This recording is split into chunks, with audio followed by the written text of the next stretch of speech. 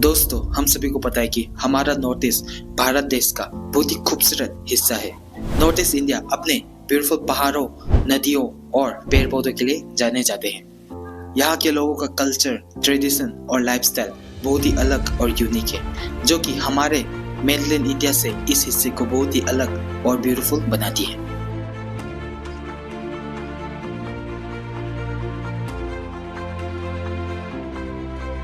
आज हम इस वीडियो में एक ऐसे इंसान के बारे में जानेंगे जिन्होंने अपने जिंदगी का 14 इयर्स जेल में बिताया, जिन्होंने सिर्फ 13 इयर्स के एज में ही ब्रिटिश के खिलाफ लड़ाई शुरू कर दी।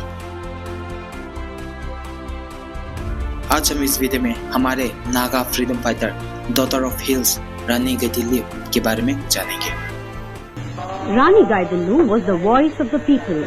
The masses worshipped her as a goddess, a prophet who would free them from the sufferings of slavery.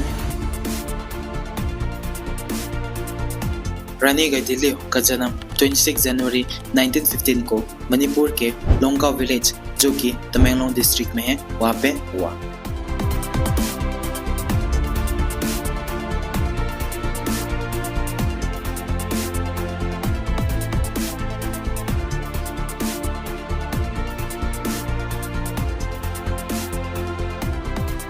रानी गाइदिन्ल्यू का पूरा नाम है गाइदिन्ल्यू पामाई, जो कि नागा के रोंगमाई ग्रुप में से थी, जेलेंगरोंग कम्युनिटी से।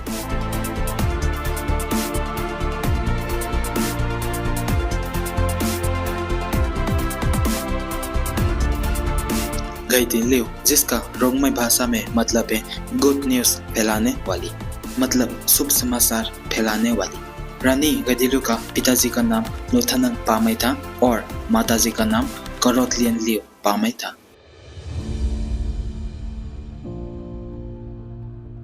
सिर्फ 13 साल के उम्र में ही रानी गाइदिन्ल्यू अपने कजिन हाइपाओ जादोनांग के साथ हेराका मूवमेंट ज्वाइन किया।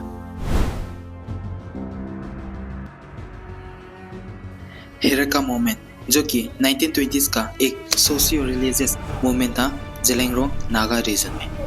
हेराका मूवमेंट को शुरू किया गया था हाइपाओ जादोनांग के द्वारा, जो कि खिलाफ था British colonial rule, force labour, high taxes और क्रिश्चियन मिशनरीज के ऊपर।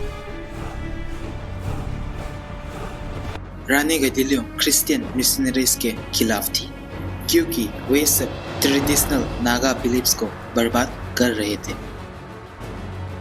पुराने जमाने में जेलेंगरोंग नागा कम्युनिटी टिंकाओ रगवांग को पूछते थे, और आप सभी ने गानगाय के बारे में जरूर सुना होगा या फिर पढ़ा होगा, ये भी इसी का हिस्सा है। हाइपाओ जादोनांग को ब्रिटिशर्स के द्वारा पकड़ लिया गया और उन्हें फांसी दिया गया मणिपुर के इम्फाल डिस्ट्रिक्ट में। जादोनांग के फांसी के बाद रानी गाइदिन्ल्यू ने हेराका मूवमेंट को आगे बढ़ाया, और आगे जाकर रानी गाइदिन्ल्यू एक बहुत ही पावरफुल पर्सनैलिटी बन गई ब्रिटिश के अगेंस्ट में।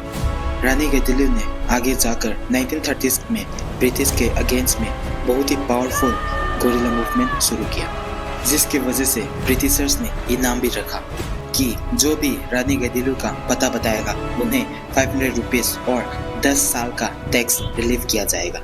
उस टाइम में 500 रुपये बहुत ही ज़्यादा वैल्यू का था, लेकिन पूरे जेलेंगरोंग कम्युनिटी रानी गाइदिन्ल्यू के सपोर्ट में थे।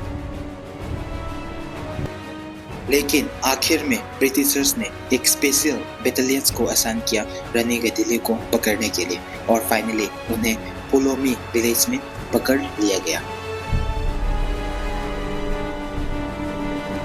रानी गाइदिन्ल्यू को 16 इयर्स की उम्र में ही पकड़ लिया गया और उन्हें 14 इयर्स के लिए अलग अलग जेल में रखा गया।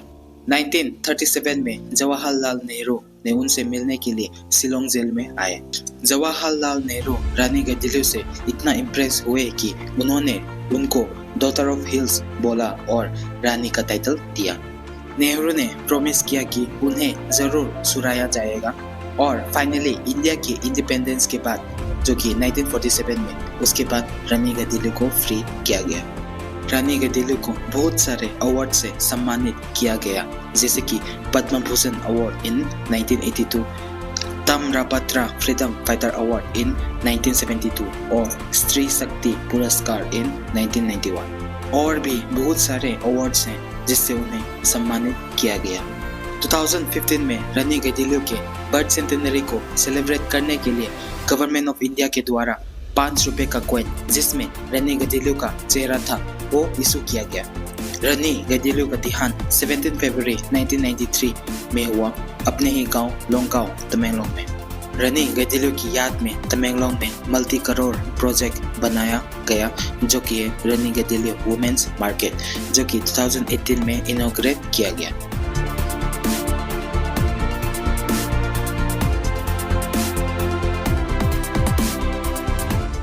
तो दोस्तों ये था हमारे नॉर्थ ईस्ट इंडिया के नागा फ्रीडम फाइटर रानी गैडिलियो के बारे में। उन्हें आज भी बहुत सारा सम्मान और प्यार दिया जाता है हमारे जेलेंगरोंग नागा कम्युनिटी के द्वारा।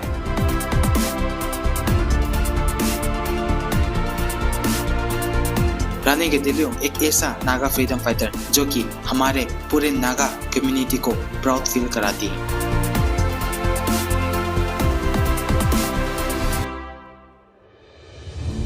रानी गैडिलियो एक ऐसा फीमेल फ्रीडम फाइटर जिन्होंने सबसे ज्यादा साल जेल में बिताया। इसी के साथ हम इस वीडियो को यहाँ पे खत्म करते हैं। अगर आपको भी अपने लोकल फ्रीडम फाइटर का स्टोरी शेयर करना है तो कमेंट में जरूर मेंशन कीजिएगा। अगला वीडियो उनके ऊपर जरूर बनाने का कोशिश करूंगा। तो वीडियो के अंत तक रहने के लिए शुक्रिया। तो मिलते हैं अगले वीडियो में।